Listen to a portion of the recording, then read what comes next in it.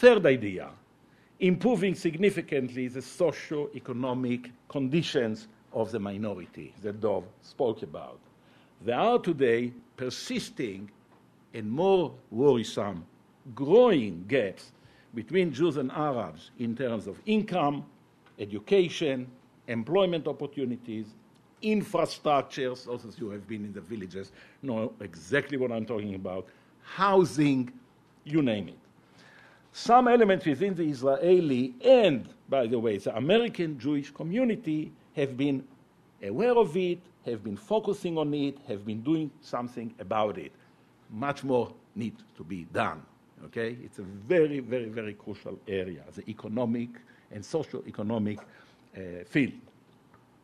Number 4, adopting aggressively anti-discriminatory policy against individuals and indeed public officials that engage in active discrimination. Active discrimination, by the way, is outlawed by the Israeli legal system. But nevertheless, action has not really been taken by human rights, civil rights bodies that the government has. So, for example, refusal to sell or rent apartments to Arabs, ethnic intimidation in soccer fields, and on and on and on. Those are areas that has not been dealt with aggressively by the government, and it should. Idea number 5, introducing symbolic changes, not easy, symbolic changes that may bolster a sense of shared Israeli citizenship. For example, adding a stanza to the national anthem that recognizes Jerusalem as a place where all monotheistic religions meet, celebrating an all-Israeli citizenship day, recognizing tolerance as a central value. There is a big debate about the Museum of Tolerance in Jerusalem that we can talk about in a few minutes.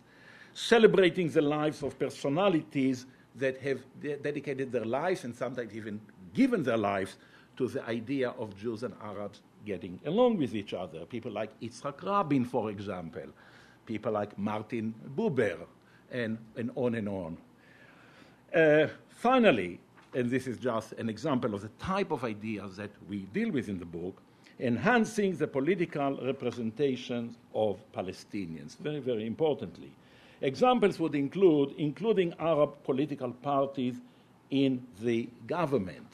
Right now, Arab political parties are automatically excluded from the government. It's not even part of the discussion. It's not even the question of to what extent do they agree with the agenda or disagree with the agenda. They are basically out of the game, if you will. Recognizing Arab institutions such as a high follow-up committee as representative bodies of an officially recognized national minority. Right now, Arabs are recognized as cultural and religious minorities. Arabic is being taught in schools. You know, there are qadis and judges and so on and so forth. But the Arabs are not accorded political status, and we argue that it's about time to change the framework itself.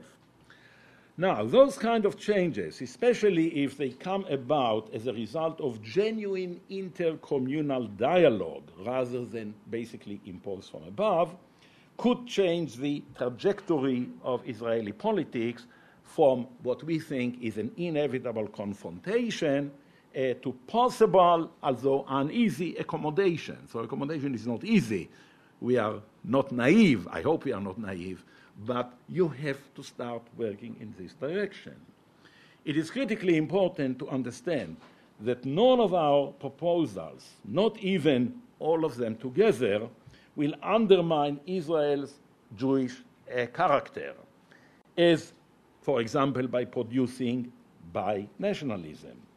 I think Israel will remain a Jewish homeland as perceived by the United Nations in 1947, with a Jewish majority and basically a Hebraic/Jewish vibrant cultural linguistic milieu. Interestingly enough, some of the best Hebrew prose ever written were written by Arabs, originally, Anton Shamash and so on and so forth, writing in Hebrew. So you have a Hebraic Jewish milieu already in existence in which Jews and Arabs participate. It's a very interesting aspect. We would argue that even such unique arrangements, and very controversial sometimes, as Israel's law of return or the country's deep linkage with Jewish communities around the globe, particularly the United States, should not be impacted by the type of liberal program that we propose. Our program tries to eliminate the discriminatory elements within the system, not the system itself, and maybe that's the difficulty, but this is the way we suggest to balance the approach.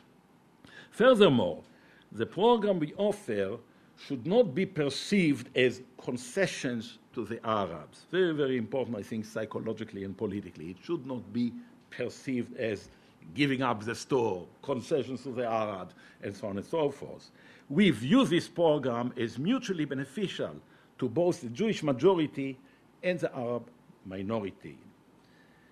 It may still avert future violent confrontations, strengthen Israel's democracy and political stability, improve Israel's status in the world, very important, I think, in today's situation, and contribute to a more comprehensive regional peace. Now, given the long-term conflict and mutual Arab-Jewish hostility, our program might look to some as naive and unrealistic.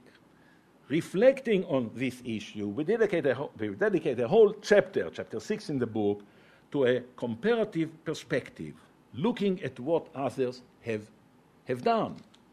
Here are several important points to reflect upon before I end. First of all, the point is that Israel is not unique, we argue. Israel is not unique. Ethno-national conflict has been dominant in many, many deeply divided societies. In general, many societies that have recognized their own diversity by granting minorities collective rights benefited from this move. Exclusion leads almost inevitably to separatism and eventual violence. Accommodation is more often beneficial, as concluded by such political philosophers as Will Kimlicka, that we quote quite a lot, a Canadian political theorist, and empirical scholars such as Ted Robert Gere from the University of Maryland and a former professor of mine at Northwestern University. In today's world, there are numerous mechanisms for dividing and sharing power: autonomy, federalism, multiculturalism, consociationalism, constitutional protections, and on and on and on. I don't have time to go into it in a lot of scholarly manner, but we can raise it and talk about it in the questions and answers in several minutes. Examples for successful action in terms of majority-minority relations are Spain in the post-Franco era, in other words, the last 35 years, Northern Ireland over the last dozen years or so, and even, I would say, Canada, the United States, and the UK. In all of those cases, a reluctant majority has been pulled by decisive leaders toward accommodation with a minority. In Spain, a country with tragic history of authoritarian centralism, many, many years before Franco, a semi-federalist system based on autonomy has evolved today. In Northern Ireland, efforts to stop the inter-ethnic bloodshed focused on genuine power sharing between the two communities. In Canada, since the early 1960s, French speakers and their legacy have been increasingly recognized.